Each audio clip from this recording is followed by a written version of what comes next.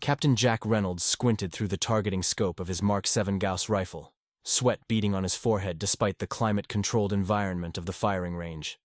The target, a holographic projection of a Vrel warrior, shimmered at approximately 800 meters downrange. His breathing steadied as he focused, the weight of the weapon comfortable against his shoulder. "Still using projectile weapons?" A high-pitched voice chirped beside him. "How primitive." Jack didn't need to look to know it was Ambassador Trill, the diplomatic representative from the Galactic Confederation. The small, blue-skinned alien stood barely 4 feet tall, his oversized eyes blinking rapidly as he observed the human training facility. "Primitive gets the job done," Jack replied, squeezing the trigger. The rifle kicked against his shoulder as the electromagnetically accelerated round tore through the air, striking the holographic target between what passed for eyes on a Vrel. The projection flickered, registering a kill shot. Ambassador Trill's antennae twitched in what humans had learned was their equivalent of disapproval. The Confederation abandoned physical projectiles centuries ago. Neural interface targeting systems with energy weapons are far more efficient. Jack stood, towering over the small alien. Maybe for species that evolved on garden worlds. For us, Death Worlders, as you like to call us, there's something about the feel of real ammunition that sharpens the mind. The term Death Worlder had become a badge of honor among humans since first contact. Species like the Trill, who evolved on planets with minimal environmental threats, gentle gravity, and comfortable climates, could never understand what it meant to come from Earth, a world that had tried to kill humanity at every turn. "Commander, Ellis wants to see you," called out Lieutenant Maya Thomas from the doorway of the range. "The Vrel delegation has arrived." Jack nodded, slinging his rifle over his shoulder. "Perfect timing. Our blue friend here was just explaining how obsolete our weapons are." Maya's face remained neutral, but her eyes flashed with humor. "I'm sure the Vrel will be equally unimpressed. Until they see a demonstration, that is." The Vrel were the reason Earth had been invited into the Confederation in the first place. Aggressive, territorial, and equipped with technology far beyond human capabilities. They had been expanding their territory for decades. The only reason they hadn't conquered the entire sector was their relatively small population. As Jack, Maya, and Ambassador Trill walked through the corridors of Outpost Delta, the station's AI announced, "Attention all personnel. Vrel diplomatic. Vessel docking. Security protocol Echo 7 in effect." "Diplomatic vessel?" Jack raised an eyebrow at Trill. "That's a first."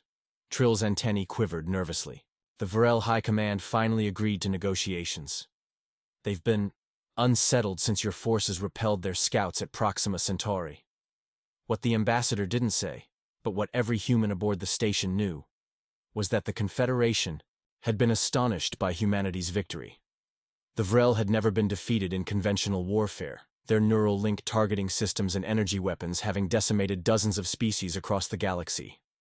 Commander Ellis was waiting in the reception bay, her posture rigid, eyes fixed on the airlock. "Reynolds, Thomas, good. I want you both present for this meeting." She nodded at Trill. "Ambassador." The airlock hissed open, revealing 3 tall insectoid figures. The lead Vrel, adorned with red markings across its carapace, stepped forward. "War Leader Draz," it clicked, mandibles flexing as the translation device interpreted its speech. "We come to understand how primitives with projectile weapons managed to defeat our advanced forces." Jack tensed, his hand instinctively moving closer to his sidearm. The day was about to get interesting. Commander Ellis maintained her composure, extending a hand in the human greeting that the Confederation had adopted as diplomatic protocol. "Welcome to Outpost Delta, War Leader Draz. I'm Commander Ellis of the Earth Defense Force." Draz regarded the outstretched hand with compound eyes that reflected the station's lighting in fractured patterns. The Vrel made no move to reciprocate the gesture. "We do not touch lesser species," Draz clicked, mandibles working in what the humans had learned was a sign of disgust. "We merely observe. Your primitive victory has perplexed our high command." Jack exchanged glances with Maya. The tension in the room was palpable, thick enough to cut with a knife. An old Earth expression that Ambassador Trill had never understood. "Perhaps," Ellis suggested, smoothly withdrawing her hand, "a demonstration would help clarify things." Draz's antennae twitched in what might have been curiosity. Yes, show us these weapons that supposedly defeated our advance forces. The delegation moved to the station's main training deck, a massive chamber that could be configured to simulate various combat environments. Currently, it was set up to replicate the rocky terrain of Proxima Centauri's fourth planet, where the first human Vrel engagement had taken place. The Vrel combat system, Draz began, gesturing for one of his companions to step forward, relies on perfect neural synchronization between warrior and weapon. The Vrel warrior activated its weapon, a sleek, chitinous extension that seemed to grow directly from its forearm. A pulse of energy hummed through the air as the weapon charged. Target acquisition is instantaneous, Draz continued. Our warriors don't aim. They simply decide what dies. Jack stepped forward, his Mark 7 Gauss rifle in hand. With respect, war leader, that's impressive technology. But it's also your weakness. Draz's compound eyes shifted toward Jack, mandibles clicking rapidly in what humans had learned was their equivalent of laughter. Explain, Deathworlder. Your system lacks intimacy with violence, Jack said, lifting his rifle. Humans don't just decide what dies. We feel every shot. At a nod from Ellis, the simulation activated.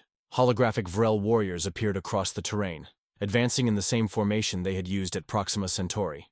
Jack dropped to one knee, took a breath, and fired. The first holographic Vrel dropped, followed by a second and third, in rapid succession. Your neural systems are faster than our reflexes, Jack admitted, reloading with practiced efficiency. But they've made you lazy, predictable. Maya joined him, her own rifle speaking with deadly precision.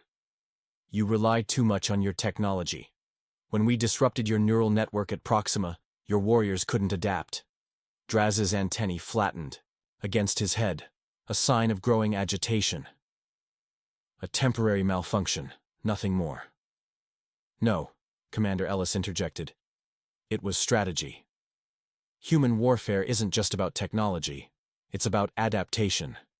About understanding that plans rarely survive contact with the enemy. The demonstration continued, with Jack and Maya systematically eliminating the holographic Vrel using tactics that had worked at Proxima. Flanking maneuvers, suppressive fire, and carefully planned ambushes. Ambassador Trill watched with wide eyes, his normally chatty demeanor silenced by the efficiency of the human soldiers. He had never truly understood why the Confederation Council had insisted on bringing these Deathworlders into the fold. Now he was beginning to see. Enough, Draz finally clicked, mandibles tight against his face. Your primitive methods should not have prevailed. Our systems are superior. Jack lowered his rifle, meeting the war leader's compound gaze. Superior technology doesn't always mean superior warfare, war leader. Humans have been killing each other for thousands of years. We've gotten very good at it. Draz's carapace seemed to darken slightly, a physiological response that humans had never observed before. The High Command will be interested in this analysis. As the delegation prepared to leave the training deck, Jack couldn't shake the feeling that this was just the beginning of a much longer confrontation. 3 months after the Vrel delegation's visit to Outpost Delta, the situation had deteriorated rapidly. Reports filtered in from the outer colonies of increased Vrel activity. Scout ships probing defenses, communication arrays mysteriously failing, and supply vessels disappearing without trace. Jack stood in the command center of the EDF Intrepid, a newly commissioned battlecruiser designed specifically to counter Vrel technology. The view screen showed the vast emptiness of space near the Tau Ceti system, where intelligence suggested the Vrel were massing their fleet. They're testing us, Jack said, hands clasped behind his back as he studied the tactical display. Learning our patterns, our weaknesses. Admiral Tom Wilson, a grizzled veteran with more combat experience than anyone else in the Earth Defense Force, nodded gravely. The Vrel don't take humiliation well. War leader Draz returned to their homeworld with a mission: figure out how to beat us next time. Maya, now promoted to captain and commanding her own frigate in the battle group, appeared on the comm screen. Sir, our long-range sensors have detected unusual energy signatures at the edge of the system, consistent with Vrel warp technology. All ships, battle stations, Wilson ordered, his voice calm despite the gravity of the situation. Deploy in formation Delta 6. Let's not give them any easy targets. The bridge erupted into controlled chaos as officers relayed orders and systems powered up. Jack felt the familiar tension building in his chest. The calm before the storm. "Ambassador Trill is requesting to speak with you, Admiral," the communications officer announced. Wilson sighed. "Put him through." The blue-skinned diplomat appeared on screen, his normally bright eyes now clouded with concern. "Admiral Wilson, the Confederation Council demands to know what's happening. Our sensors detect a large Vrel battle fleet approaching your position." "Tell the Council that Earth is defending itself," Wilson replied curtly, "as we have every right to do under the Confederation Charter." Trill's antennae twitched nervously. "The Council fears escalation. They suggest withdrawal and diplomatic—" "With all due respect, Ambassador," Jack interrupted, stepping into view of the comm. "The time for diplomacy ended when the Vrel started picking off our colonies. They're not here to talk." As if confirming his words, the tactical display suddenly blazed with new contacts. Dozens of Vrel ships dropping out of warp around the system's outer planets. "Massive energy spike," the sensor officer called out. "They're charging weapons." "So much for diplomacy," Wilson muttered. "All ships, engage according to plan. Remember your training." What followed was unlike any battle in human history. The Vrel ships moved with perfect coordination, their neural-linked systems allowing for maneuvers that would have been impossible for human reflexes. Energy weapons lashed out across space, bathing the human fleet in deadly radiation. But the humans had prepared. The Intrepid and her sister ships had been equipped with specialized jammers designed to disrupt the Vrel neural networks. More importantly, they carried weapons that the Vrel had dismissed as primitive. Railguns and missile systems that couldn't be blocked by energy shields calibrated to stop directed energy weapons. "They've adapted," Jack observed grimly as the battle unfolded. "Their formations are different from Proxima." "So have we," Wilson replied, ordering a series of tactical adjustments. The EDF vessels broke formation, executing maneuvers that appeared chaotic, but followed a carefully planned strategy. Where the Vrel expected coordination, they found unpredictability. Where they expected retreat, they found aggression. Maya's voice crackled over the comm. "Captain Thomas to Intrepid. We've identified their command vessel, the large cruiser, at coordinates 227 Mark 40. Jack immediately recognized the opportunity. "Admiral, if we can take out their command node, we might disrupt their entire neural network." Wilson nodded. "Captain Thomas, form strike group with the Dauntless and Horizon. Captain Reynolds will lead the assault. Your objective? Disable that command vessel." As Jack headed for the launch bay where his tactical team waited, he couldn't help but reflect on the irony. The Vrel, with their superior technology and neural links, had never learned one of the most fundamental lessons of human warfare. Sometimes, the old ways were the best ways. The assault shuttle bucked wildly as it approached the Vrel command vessel, evading the swarms of interceptors that darted through the void like angry insects. Jack gripped the overhead rail, steadying himself as he addressed the 20 Marines under his command. "Listen up, we've got one shot at this," he shouted over the whine of the engines. "The Vrel neural network has a central node on that ship. We take it out, their entire fleet loses coordination." Private Ryan Cooper, the team's demolitions expert, patted the specialized explosive charges strapped to his combat suit. "Sir, with these babies, we'll make sure that node never broadcasts again." The shuttle pilot's voice came through the comm. "Approaching target zone. Brace for impact in 30 seconds. The Marines checked their weapons one last time. Unlike the energy weapons favored by most Confederation species, human boarding parties relied on modified ballistic weapons, chemical propellant firearms designed to work in vacuum and zero-gravity environments. "Remember," Jack called out, "the Vrel aren't used to fighting in close quarters. They rely on their neural links and distance weapons. Get in close, stay unpredictable, and aim for the joints in their carapace." The shuttle slammed into the hull of the Vrel vessel with bone-jarring force, magnetic grapples engaging to secure it against the alien ship. Cutting lasers immediately began carving through the hull, the superheated metal cooling almost instantly in the vacuum of space. "Breach complete in 5, 4, 3, 2, 1. Breach!" The section of hull blew inward, and the Marines launched themselves through the opening. Jack was third through the breach, his magnetic boots engaging as he oriented himself in the alien corridor.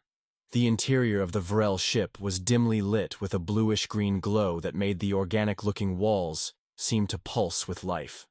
Contact front. The point man opened fire, his ballistic weapon thundering in the confined space. 3 Vrel warriors dropped before they could bring their energy weapons to bear. Move, Jack ordered, leading the team deeper into the ship. Their path had been carefully planned based on intelligence gathered from previous encounters. Straight to the central neural node that coordinated the Vrel fleet's movements. The Vrel resistance intensified as they progressed. Warriors emerged from side passages, their movements eerily synchronized as they attacked in perfect formation. But that perfection became their undoing in the chaotic close-quarters battle. The humans fought with controlled aggression, using the environment to their advantage, firing from unexpected angles and constantly changing their patterns. They're adapting, Maya's voice warned through the comm. She was coordinating the assault from her frigate, using sensor data to track both the boarding party and Vrel movements. New formation converging on your position from multiple vectors. Jack signaled the team to take up defensive positions at a junction of corridors. Cooper, Jackson, set up crossfire positions.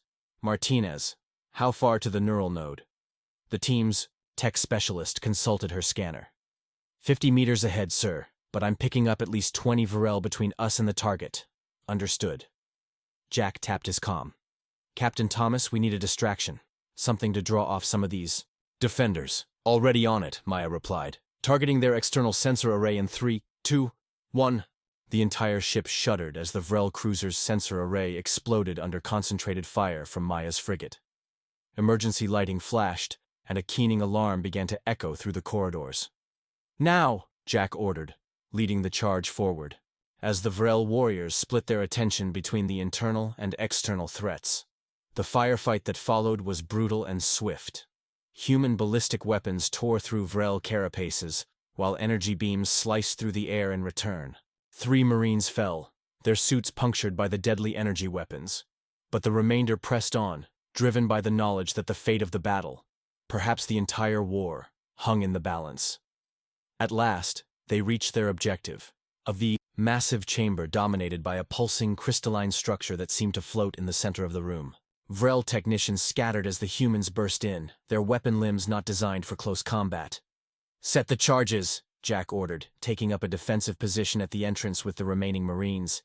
Everyone else prepare for extraction. As Cooper worked to place the specialized explosives around the neural node, Jack couldn't help but wonder what the Vrel made of these primitive humans with their obsolete weapons, who had somehow managed to penetrate the heart of their most advanced vessel. The extraction was chaotic. With the explosives set and primed, Jack and his remaining Marines fought a desperate rearguard action back toward their entry point. The Vrel, sensing the humans' objective, threw everything they had at the retreating force. 30 seconds. To detonation! Cooper shouted over the din of battle, his face streaked with sweat and alien ichor. The corridor ahead suddenly filled with Vrel warriors, their chitinous forms blocking the escape route. Jack signaled the team to take cover as energy beams sizzled through the air. Captain Thomas, Jack called into his comm. We're cut off from the extraction point. Need immediate assistance. Maya's voice came back, calm amid the chaos. Hold. Position, Captain. Creating an alternate exit for you. Now. The hull behind the Vrel warriors suddenly bulged inward as precise weapons fire from Maya's frigate weakened the structure.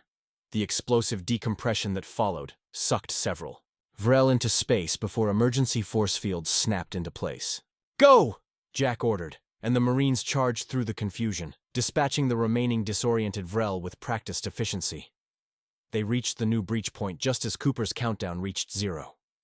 The distant thump of the explosion was followed by a wave of energy that washed through the ship's systems, causing lights to flicker and gravity to momentarily fail.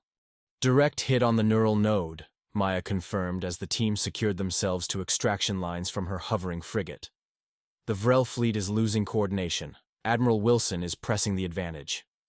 As Jack was pulled into the airlock of Maya's ship, he caught a glimpse of the battle through the viewport. The once perfect formation of the Vrel fleet had dissolved into chaos. Without their neural network, the individual ship commanders were forced to fight independently, something they had little experience with. Get us back to the Intrepid, Jack ordered once the airlock had cycled. I want to be there when the Vrel realize what just happened. The frigate disengaged from the Vrel command ship, narrowly avoiding the increasingly erratic energy beams that lashed out from its weapons arrays. Throughout the battlefield, Human ships were pressing their advantage, focusing on isolated Vrel vessels that could no longer coordinate their defensive measures.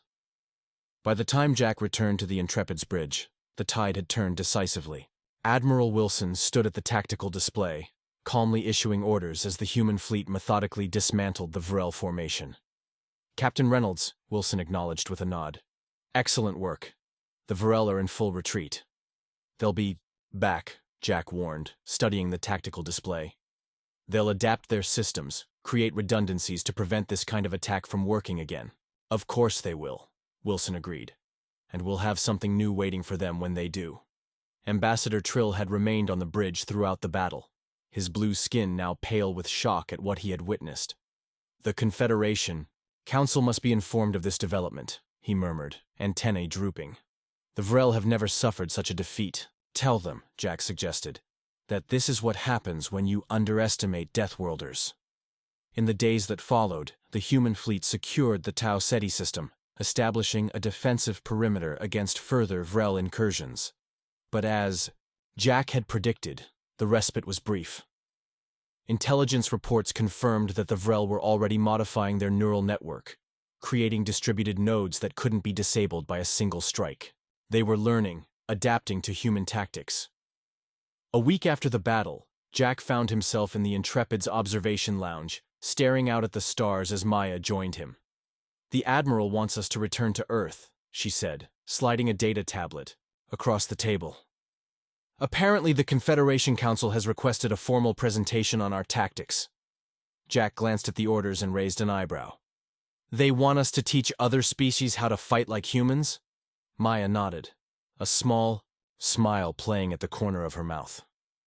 "Ironic, isn't it? A month ago they thought our methods were primitive. Now they're scrambling to learn them." Jack turned his gaze back to the stars. Out there, he knew, the Vrel were preparing for their next encounter, and so were the humans. "The real question," Jack mused, "is whether they can learn quickly enough." The diplomatic reception hall of the Confederation Central Station hummed with the murmured conversations of dozens of species. Jack stood uncomfortably in his dress uniform, acutely aware of the curious stares directed his way. Beside him, Maya seemed equally ill at ease, her fingers occasionally brushing against the ceremonial sidearm that regulation required they wear. "Feel like an exhibit in a zoo," she muttered under her breath. "Ambassador Trill assures me we're honored guests," Jack replied with a wry smile. "Though I'm not sure everyone got that memo."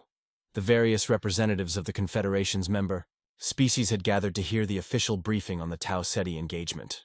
What had begun as a routine defense action by humanity had evolved into something far more significant, the first major defeat of the Vrel in generations. A tall, willowy alien with translucent skin approached them, its movements fluid and graceful. "Captain Reynolds, Captain Thomas," it greeted them, its voice a melodious trill. "I am High Counselor Vera of the Lumen Collective. Your victory over the Vrel has disturbed many of the elder races." Jack inclined his head respectfully. "Disturbed, Counselor?" "Indeed." Vera's skin rippled with patterns that Jack had learned indicated thoughtfulness. "For centuries, the Confederation has maintained peace through technological superiority. The Vrel challenged that order with their neural link weapons. Now you challenge it with, what did Ambassador Trill call them? Projectile weapons and primitive tactics." "With respect, Counselor," Maya interjected, "there's nothing primitive about adaptability. The Vrel relied too heavily on their technology. When that technology failed, they had no fallback strategy." Vera's skin flickered with new patterns, curiosity perhaps, or concern. "And humans always have a fallback strategy?" "Humans," Jack said, his voice level, "understand that no plan survives contact with the enemy. We prepare for failure because our world taught us that failure is always an option." Before Vera could respond, a chime echoed through the hall, signaling the start of the formal proceedings. The assembled representatives moved toward the central chamber, a vast amphitheater designed to accommodate species of widely varying sizes and environmental needs. Admiral Wilson was already at the podium, flanked by diplomatic staff from Earth.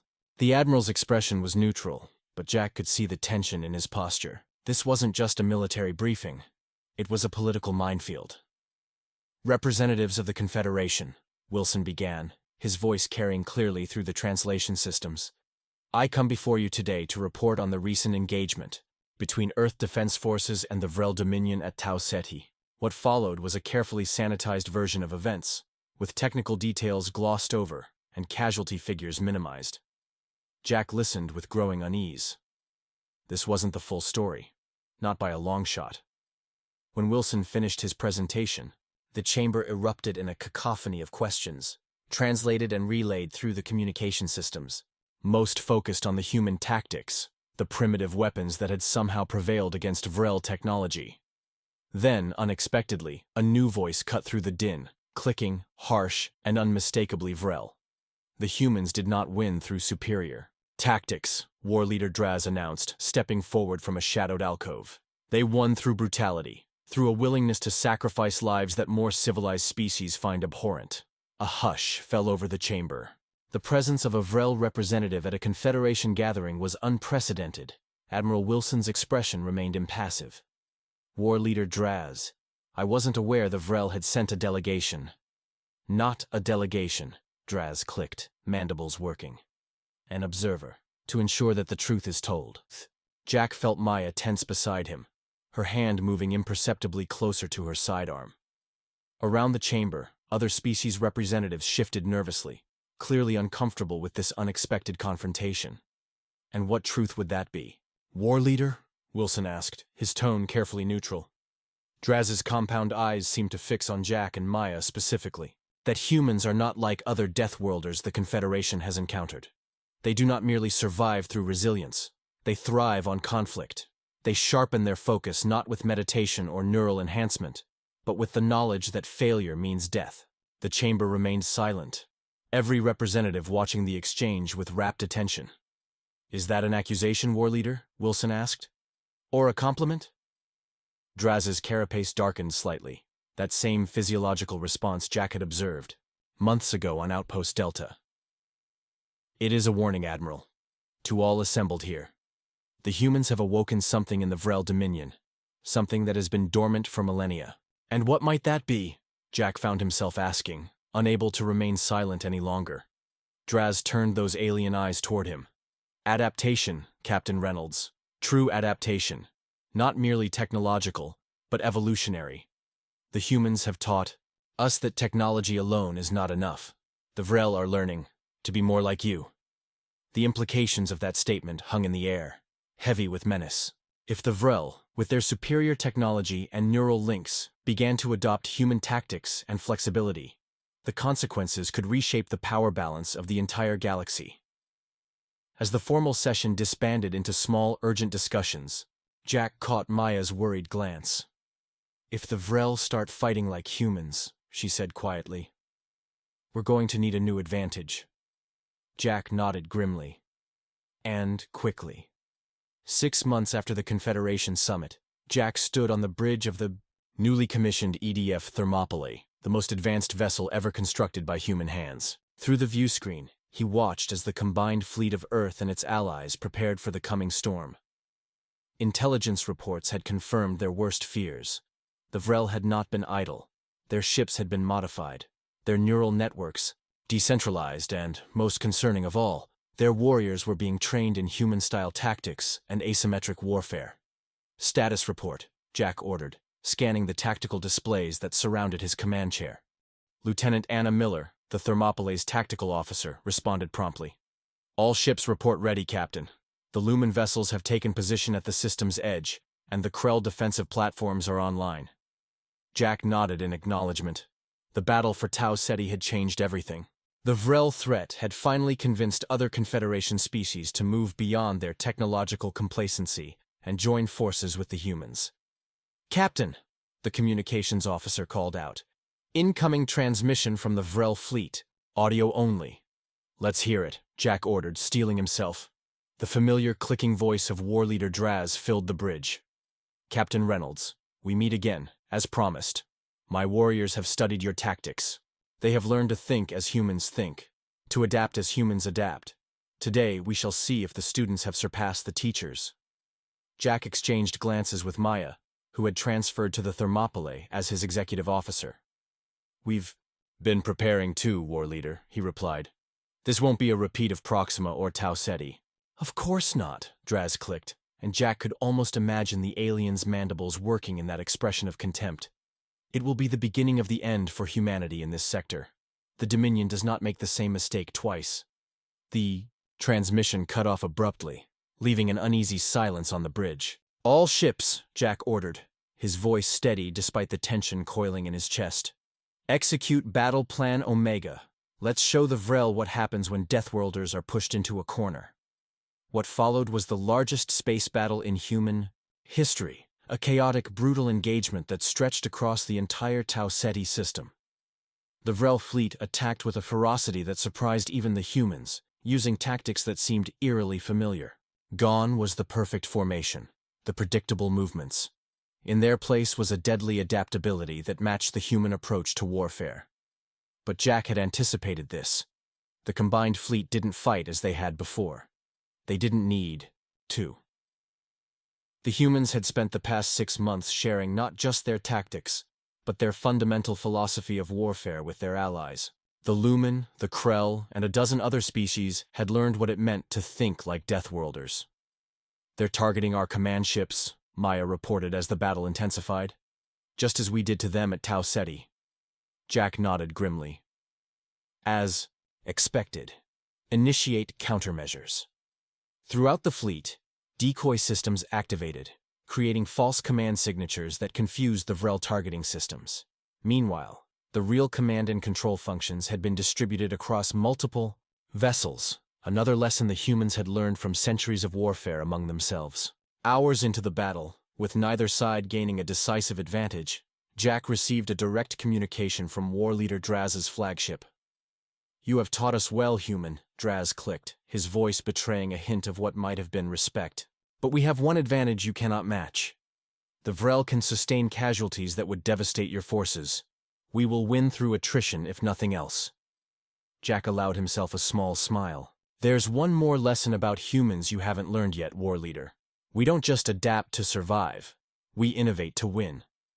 At Jack's signal, the human fleet executed a maneuver that appeared to be a retreat, drawing the Vrel pursuit into a carefully prepared trap. As the Vrel vessels crossed an invisible threshold, hundreds of stealthed mines, a technology the humans had kept secret even from their allies, detonated simultaneously, creating a devastating electromagnetic pulse that rippled through the Vrel fleet. The pulse didn't destroy the Vrel ships, but it did exactly what it was designed to do. It temporarily disrupted their neural networks, forcing their warriors to fight as individuals rather than as connected units. All ships, Jack commanded, press the advantage. Target their propulsion systems. We don't need to destroy them, just immobilize them. The battle that followed was decisive. Without their neural links, the Vrel warriors fought bravely but ineffectively, unable to coordinate their defense against the combined fleet's assault. When it was over, Jack stood amidst the debris of battle, watching as Vrel survivors were transported to internment vessels. The cost had been high. Dozens of human and allied ships destroyed, thousands of lives lost. But the Vrel threat to this sector had been neutralized. Ambassador Trill approached Jack on the observation deck, his blue skin now adorned with ceremonial markings that indicated his elevated status within the Confederation hierarchy. The Council has officially recognized Earth's contribution to Confederation security, Trill announced, his once condescending tone now respectful. Your people will be offered full membership, with all rights and privileges. Jack nodded, his gaze still fixed on the view screen where the crippled Vrel flagship drifted, surrounded by human vessels. And the Vrel? Terms of surrender are being negotiated, Trill replied. They will be confined to their home systems, their military capabilities severely restricted. Jack finally turned to face the ambassador. They'll be back, you know. Maybe not in our lifetime, but eventually. The Vrel learn from their defeats. They adapt. As do humans, Trill observed. That is why the Confederation needs your people. Not just your weapons or tactics, but your perspective. Your understanding that peace is not merely the absence of conflict, but the readiness to face it when it comes. As Trill departed, Maya joined Jack at the viewport. So, she said with a hint of her old humor. Not bad for primitives with projectile weapons, huh? Jack smiled, feeling the weight of command lift slightly from his shoulders. The day aliens learned Deathworlders sharpen their focus with real bullets was just the beginning. Now they're learning we sharpen our resolve through adversity. Together they watched as the stars continued their eternal dance, unmoved by the conflicts of the beings who traveled among them. Humanity had claimed its place among the stars, not through superior technology or overwhelming numbers, but through the hard-won wisdom that came from evolving on a world that had never made survival easy. It was a lesson the Vrel had learned too late, a lesson that would reshape the galaxy for generations to come. The end.